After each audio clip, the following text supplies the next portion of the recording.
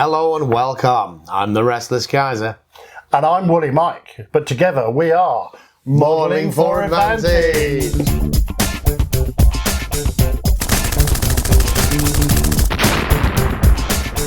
Still Wave 2. Yep. It's got a name. War of Unification. War of Unification. And we have got the German versus American box. Yep. So they've mixed up the who's versus who in the two play. There's another one which got the Soviets and the British. So what comes in the box, Mike? Do you want to tell them? So 20 tanks, Nice. 20 commanders, decals, rule books, and then everything else you got in the other box sets. You need to play all the tokens. cards, tokens, dials, and widgets. All right, like a pro, he's pre-cut the cellophane so they can't fail this bit. I've failed many times when I tried to... Yeah. Although that was that's quite Weasley cellophane. I don't think that was going to defeat you. All right, so let's open them up and give them the hors d'oeuvre tray, which is full of plastic. So we've got tanks, we got tanks, We got tanks. we got tanks. Have we got anything other than tanks in here? More bits of tanks rather than full tanks. Just so that you can see what was in there. Decals, rulebook and tokens. We've got some tank tracks. Last few bits of tank tracks and some Sarcast dudes. Some Sarcast dudes on foot, which might make more sense as we come to it later. I reckon that they're crew for some open-topped German vehicle. Ah, could be. Right, so commander sprues. Yeah. Decals. Everyone. One sheet with Allied, Soviet and German. And 2 colours of dice. 10 of each. Yep. Beautiful. All right, we'll sort these into piles and we'll be right back. All right, we're going to talk about the paper and stuff first, and then we'll take you through the rules. For some reason, I've ended up with a mountain of core rules. There's about 6 of them here. This is just a leaflet that tells you how to get started. It's going to take you through your first few turns. I'm not going to spend a lot of time on this because we've already covered this. Rule book. We had a quick look. This does not look different to the rule book we had in the first wave. However, what is different is our Wars of Unification Force booklets. Because in this, we've got the story, yes. So we've got 1956 Hungarian Revolution, so their story has rolled on a little bit. We've got New Order of Battle, which is the German Kampfgruppe. So now your headquarters can include E-100s, Scorpions, as well as Mouse and Panther 8.8 centimeters. So we're seeing a removal of much of the... There is no World War II stuff in this list.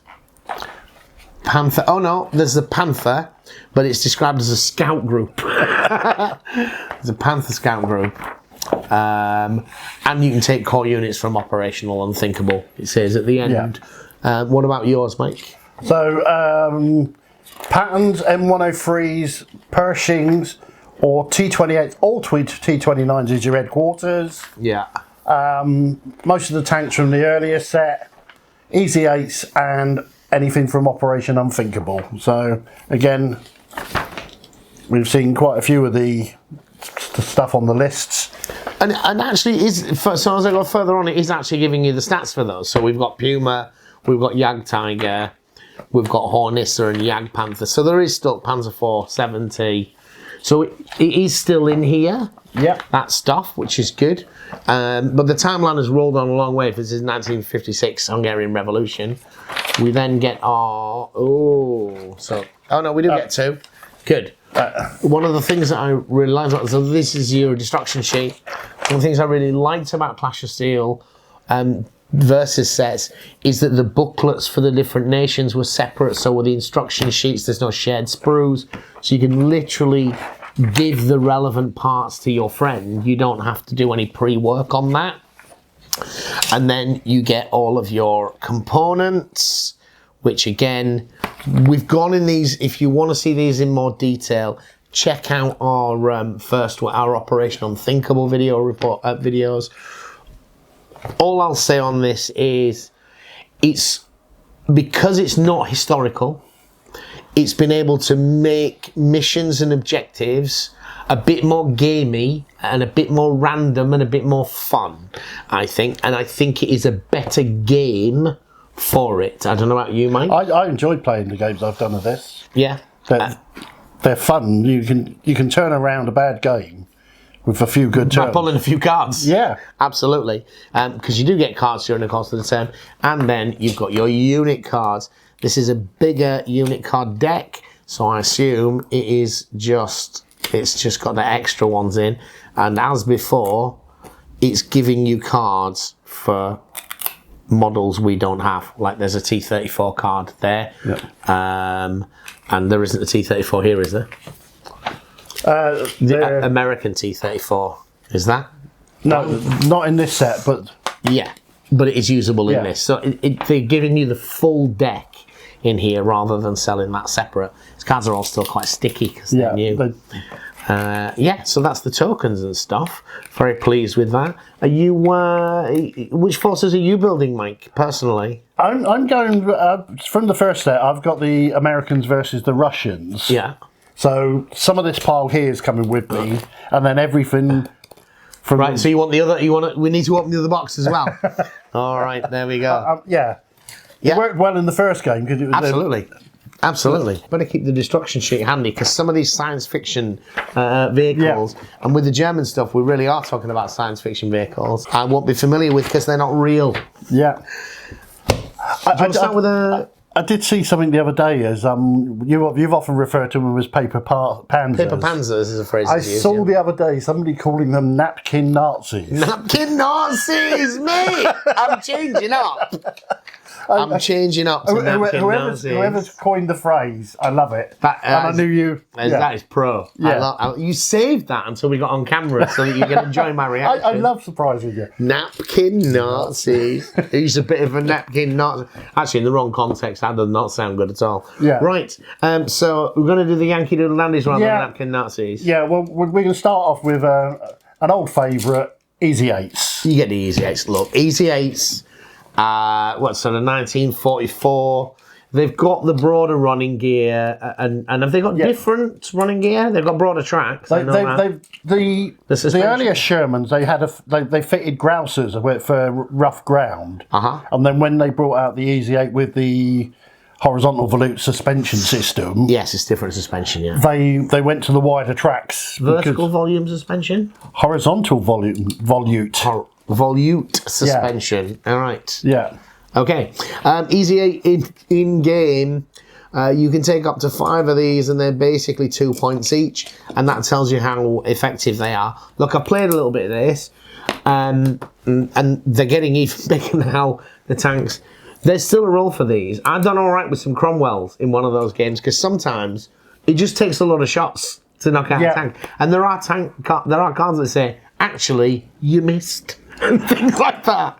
So, he played the game against my friend Sean. He was the Americans and I was the Germans from the first set, and he took 5 of these. Yeah, and they took everything out except for the mouse. Oh, really? Because they've got 2 firing on moving and stationary. Oh, because they've got the stabilizer. Yeah, they put out the shots, and they've actually got an anti-tank power of 13, which you think is good. And in Flames of War, it's great. In this, garbage. That's actually up, so that's presumably assuming improved ammunition. Yeah. Which is something that does happen over time. Ammunition gets better. So in this game, they're a cheap option. Yeah. 5 tanks, 10 shots, and a lot of the time it's about getting the shots on target. And sometimes it's just about being on the objective. Yeah. Is a part of it. And they move well because they get that the tactical move of 10. But worth having, that would be one of your 2 support options though, is the downside. Yeah. M48. Quite an M48. So this is not a napkin Nazi or a paper panzer. No. This is a real American sort of Korean War vintage principal tank, right? Yeah. Yeah. It's one of the many tanks they call Patton, the M48. I think the kind of, not so much the Team Yankee, but the people are into moderns. They've been waiting for this in plastic for a while. Yeah. Because it's such an iconic vehicle. Not very much different from the M60 in appearance. No, and it's got that unusual underhull, hasn't it? Yeah, because of the torsion bar suspension. You know, instead of having massive, great big springs on the side, it's got a bar running through and then everything hinges off those. So you've But got it's the fact that it's a rounded underneath, isn't it? Yeah. Yeah, quite unusual. Like, looking at that, it looks like some kind of Victorian submarine or something, if you flip them upside down. Now, as a sprue, this is a tank that's in service for a while, but it doesn't seem to have loads of complexity. There's a few different turret options, though, and commander cupola options. And to facilitate that, if you look at the upper turret, it's hollow because you're going to fit these bits into it. Yeah. Yeah? Nice selection of choices and layout. Yeah. Like the M60, if you've built one of those, there are all of these connecting points. You're not gluing these road wheels on separately or return wheels, but they do key in, so that's good. So you're probably not going to get them the wrong way around. The key is perfectly equal on both sides, so maybe it is possible to get them round. Check which way around they go. It maybe only fits one way. I think you'll find is if you look at the hole, you've got the sprocket lug. Yes, it will only fit on one way, I think. Yeah. Yeah, you're right. There's a lot. There's on the drive wheel and the idler, front and back of the tracks. There's two different size holes, which I think link into the. Yeah, you're right. You're right. This one also, of the turret options, it also comes with the mini machine gun turret, which is on top of If you remember your difference between the Grant and Lee M3, yes, it's very, very similar. Yeah, the Commander's Cupola has got another gun on it. Yeah, because Americans just love guns, and there's quite a few different pintle mounts here. I'd say that's probably a generational difference. Or it could be forces as well, because remember this sees a lot of service with other countries. So right. Well, it's far enough back. I don't know a lot about those kind of interwar vehicles. I know a little bit about the really modern ones. But the stuff that comes like post-war, and this is America's Sherman replacement, right? Yes. So what's interesting about this as a Sherman replacement is America sticks to the Sherman because of shipping and logistics. And it's possibly the right decision insofar as America is part of the team that wins the war. And it's certainly true that the overwhelming majority of circumstances, there is going to be an American tank on the battlefield, and there isn't a German one, because they've gone for that. And they knew that, like, by increasing the size of the tanks, they were just going to have a whole lot less tanks, because they're going to make them in America and ship them to Europe. But they also, at the end of the war, it's like, we lost a lot of guys by having inferior tanks, and we're not going to keep doing that going forwards. This is the first main battle tank, I guess, they make, really, isn't it? Yeah. That's not about being cheap and transportable and all of those and mass produced. It's about being better than what's out there, bigger and better. So stats wise, the M48 pattern, and the picture on here shows you the Commander's cupola. So you can take these as a headquarters or as a mainline platoon. As a mainline platoon, they're about 7 points each, with some slight discount in that for 3, 4, and 5. It's got an anti-tank power of 16, which is competitive but not great in this. But you're not paying a huge number of points.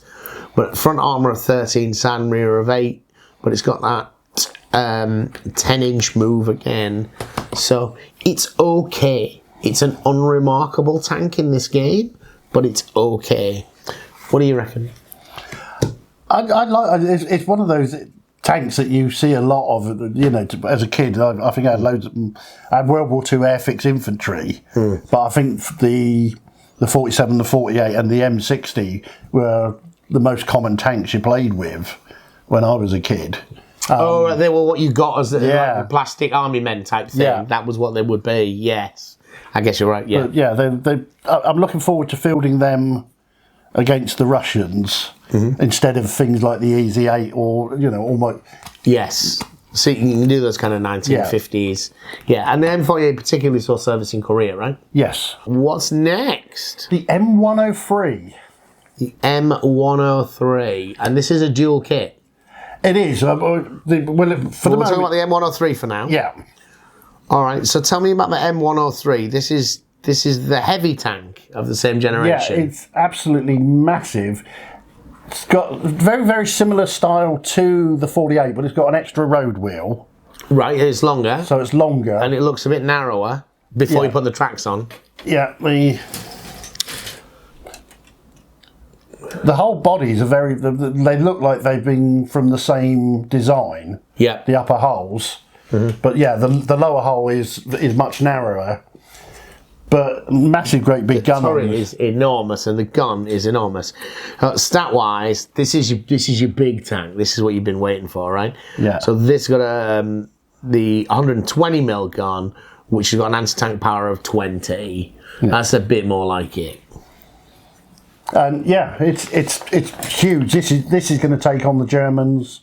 It's going to take on the Russians, and it's going to be the mainstay of my new American.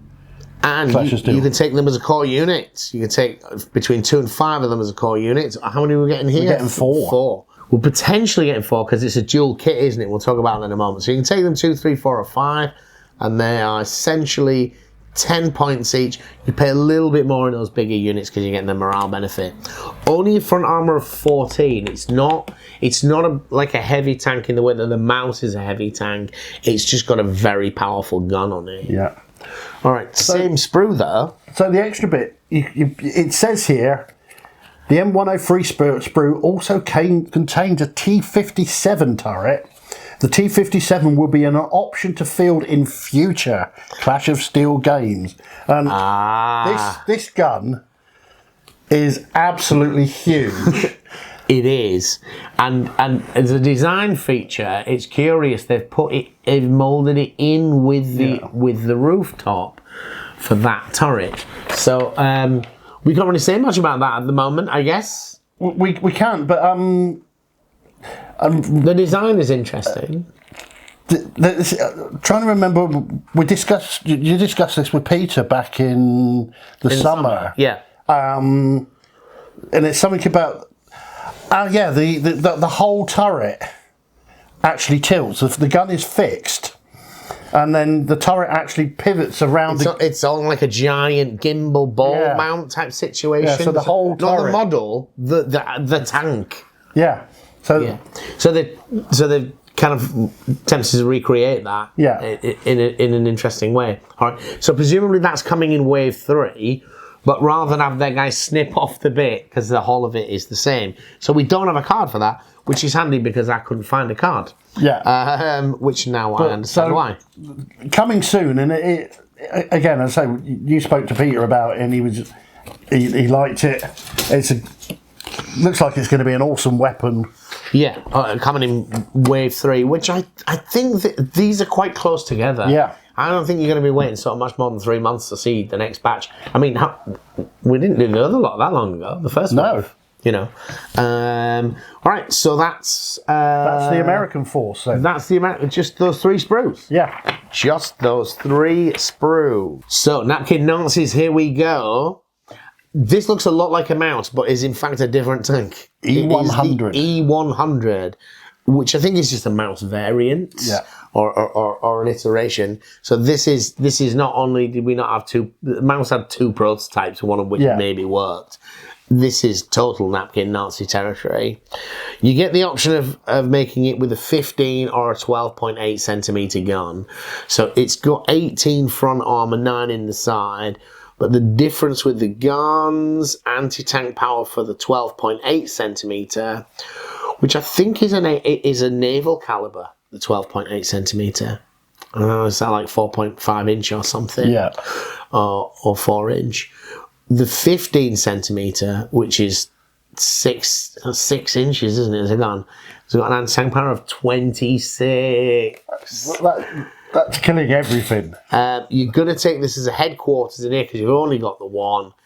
And the 15 centimetre version, the 6 inch gun, which is that is the only one to choose here, by the way. Yeah. Is 20 points for 1. 39 points for a pair, so you get a slight discount. Give yourself a second set. But the kit will build either. Look, just looking at the build instructions, it's very much like the Mouse. you know, you put your lower hull together by sticking the tracks on the sides and they're keyed. Yep. You stick your hull and your plate on at the back, and then you go away and you assemble the turret. There is the added complexity with the E100 is these kind of bulge skirts, which almost look like sort of anti-torpedo bulges on a ship.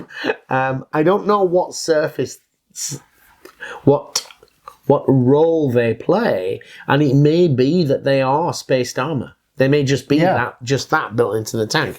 But it is a very distinctive feature of the E100 is the bulge and the rounded on a vehicle that's otherwise very, very blocky. Yeah, the thing that strikes me is it's upside down bathtub. Well, if you put the two together and you make a canoe. Yeah. And the two guns are on there. They're huge. They're about 3 inches long in 15mm. They're enormous guns. But I've definitely seen 12.8 centimetre as a calibre on something else, which on that size could only be a ship, right? Yeah. I think maybe there's an anti-aircraft gun that's that big. Yeah, well, as well, you know, static ones. At Tiger Day yesterday, the FV4005, right, which is a super heavy, it's the biggest gun ever fitted onto a tracked vehicle, and it's just massive. Right, and that was the sort of like the one prototype built in the British version of these paper tanks and theoretical ideas. Centurion hull, right? It looks like a destroyer turret on top of the tank. Yeah, and I think it is. And a huge... Well, no, it's really only rifle protection. Right. Rather than being a proper armour. Right. And the barrel is absolutely huge and long. It's got a tripod travel mount for it. Oh, the gun cradle. Yeah. Yeah.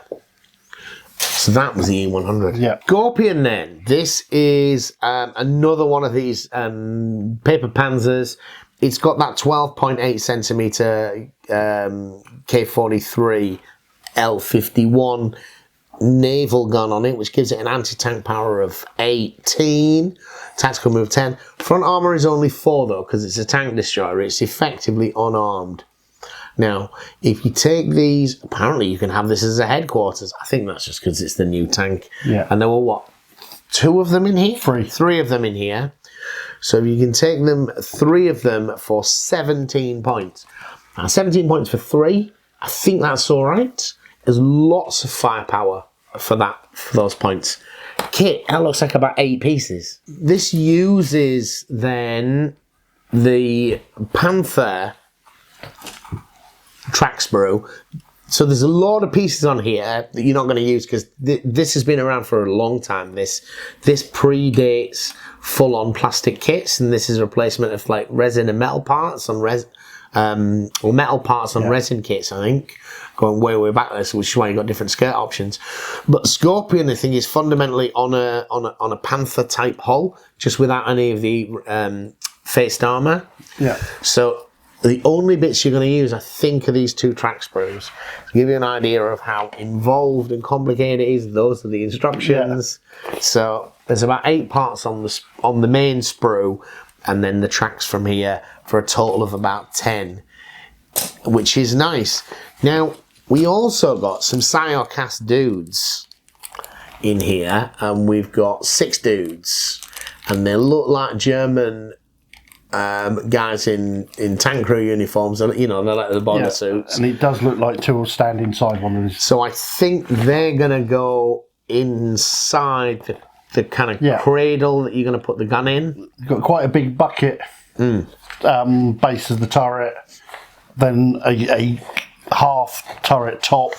Yeah, but this gun shield's almost certainly going to all but completely cover them. Yeah. I think it's lovely that they've included them. I don't know whether I'll be putting these in, particularly because you're going to have to paint them before you do the whole thing. And I tend to be, when painting tanks, I tend to be quite messy. I like to put crew figures in later because I'm going to use quite heavy brush strokes and a lot of dry brushing and things like that.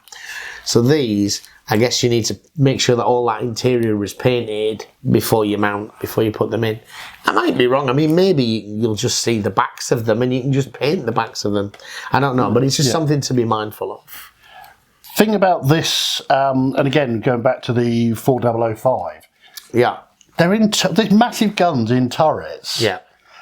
You turn the gun off centre line, And it wants to fall over. and you're going to fire it. You've got no stabiliser. Right. The 4005 has got like a massive, great big bulldozer blade that it has to put, like Yeah. the old American 155 guns. Yeah. You've got to put a bulldozer blade down to stop Yeah. it going backwards. And the tracks, the brakes on the tracks, to all this recoil. It depends how good your hydraulics are, mate. Yeah. And how much space. But certainly, that's one of the issues with these kind of paper panzer type things, isn't it? Yeah. Is that they weren't built and they weren't field tested. And it looks a lot like you're saying, because this is not armoured, so a lot of the weight on your ordinary Panther isn't here. And that is a very, very big gun. Looks like if you tried to fire that at a 90-degree angle to the chin, it may well just roll it. Yeah.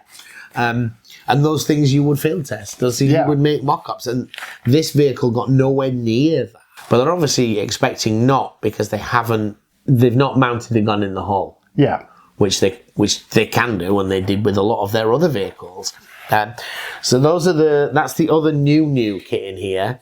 The last thing in here is a pile of Panthers. We get 6 of the this is the late Panther, I think, so it's probably the G.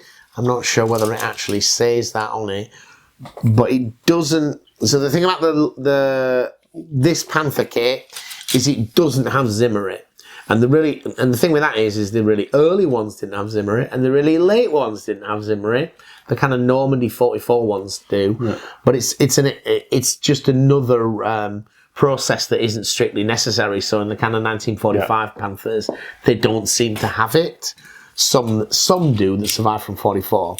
So you get 6 of these because you're going to build 3 as Panther regulars, potentially. Well, you can build this kit 3 different ways. On this classic Panther kit, which is the same track sprue that we saw for the Scorpion, you can build it as the classic 7.5 centimeter Panther, or you can build the Jag Panther, which is also on this sprue, which are 2 options in here, and you are going to build either Panthers or Jag Panthers in here. But now they've built another upgrade sprue, so you can build the legendary Panther 8.8 centimeter. So the Panther, which has got the spearhead rule. It's listed as recon. It has the Flames of War spearhead rule on the back. So you could take 3 of those for 12 points. It's got anti-tank power of 14 and 10 front armour. And I think that there's a space in this game for those kind of vehicles. The 8.8 centimetre, for which you get these new sprues, your anti-tank power is going up to 17. And you can take this as a core unit in 3 or 4 for basically 6 points a model. And the Jag Panther, what are you getting with your Jag Panther? Your Jag Panther has got the same gun, the same firepower. 4 Jag Panthers versus Panther 8.8 centimeters is 17 versus 24 points. So a 7-point saving for the loss of a point of armour and a turret. In Flames of War, I definitely would take the Tank Destroyer for that kind of price difference. But I've found in Clash of Steel, you have to run into the middle of the table all the time. And you're really struggling to fire what you want at sometimes and, put your front armour in the way and so forth. In fact, side shots are a real thing in this game because of the nature of the objectives. You've got 3 different ways of building these for 3 different points. And I actually, because of the points difference between the Jag Panther and the Panther 8.8, it's the same gun. It's it's put the 88 in a turret rather than in a hull mount. But because the way this game works and all of the fighting for objectives, even though the Jag Panther is 7 points cheaper for 4, which would potentially allow you to buy an extra recon unit even, I think I would take the turreted version. Because I think you need that flexibility, and especially for a tank that's fighting in the mid-range. Yeah. At 17 anti-tank power, it needs to be able to choose what it shoots at, and it needs to point its armour at certain things. as in like it's wasting its time pointing its armour at Tortoise or something because it's just going to go straight through it anyway. It's like, no, I want my armour facing the Easy 8s and I want my gun shooting at the M48 or whatever. So I think that's worth it. And I think that the Recon Panther is definitely worth it to get the spearhead roll. Would I take just the 3? So with these Panther kits, I would build the 3 8.8 and the 3 Recon versions, I think, to get those 2 rolls. What do you reckon? Yeah, it's one of those doing the maths and doing the firepower, and possibly as well with who you're fighting.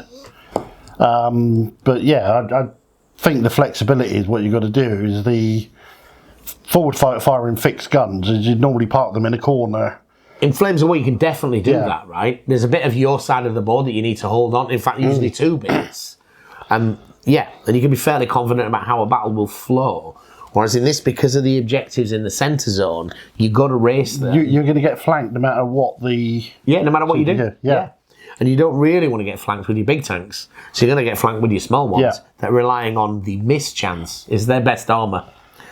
So this upgrade sprue then is going to build you the 8.8 centimetre turret. So it's an entirely separate turret, which means you can completely build this on as extra to making the vanilla Panther, which in this we're calling the Recon version. So this is good. The turret is assembled in 4 parts, 5 parts when you include the commander's hatch. It's great. And the fact that this is just an optional extra because it just replaces my Panther turret. Yeah. Very easy to do. They've given you the option to build the Jagd Panther, which is nice. I wouldn't do it. I did try because you may recognise this from the early original Tanks game. Way back. The precursor to Tank. Yeah. Sherman versus Panther. And when I got one of these, I did try to build it with both with the interchangeable upper hull. To build the standard Panther and the Jagd Panther. But it doesn't work very well because the entire upper hull is different. Yeah. There's not enough anchor points to put magnets in, and they're loose, and you know it detracts from it. You can do it, but it's not cosmetically nice. So and it's something when you new collecting, you think about doing. Now you've probably got about 150 Flames of War tanks. Yeah, just get another 3 tanks, man. You know, I know that they're not cheap, but they're also not hugely expensive.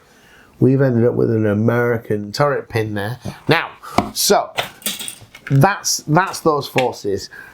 What do we think in terms of what this brings to Clash of Steel? I like it a lot because I think that it's padding out the range. Not the range in terms of like number of vehicles and type of vehicles, but it's not just like massive tanks and terrible late Second World War stuff and then Total Fantasy stuff. You've got much more granularity there, much more between. Like Mouse isn't big enough to shoot, it's powerful enough gun to shoot itself. Yeah, so now there's a tank that's got the anti-tank power to deal with that. But it costs a lot of points. And now people have played the game more and seen how much more mobility is worth in that game because of its objective scoring system. I think these are all great additions to the range. Besides the M48s and the 107, they're big guns on more mobile tanks, and they've got the firepower to go through a lot more of the bigger Soviet, bigger Russians, and some of the British if you go in that route. The Americans are definitely going in my force. Oh, definitely. And the Germans are definitely going in mine. And for your historical players, the fact that these American tanks, especially the M48, there's lots and lots in there. Yeah. That's great to see that sprue is out there. But they're real tanks, right? The M103 is a real tank? Yeah. Built in numbers. The 57 turret is I don't think that was ever built, and it may have gone to experimental, but the 107 is definitely a real tank. I don't think they've made many of them or much service. Right. All right. Anyway, that was our look at Clash of Steel, German versus American. War of Unification, was it called? War of Unification. War Yeah. of Unification. Thank you for watching. Cheers, guys. Bye-bye. If you're still here and you're looking for ways to support the channel, there's obviously a lot of ways down in the description, but a key way is to use our affiliate links to Whaling Games and others. You buy your models from them, it doesn't cost you a penny more, and we earn a little bit of commission. Thank you.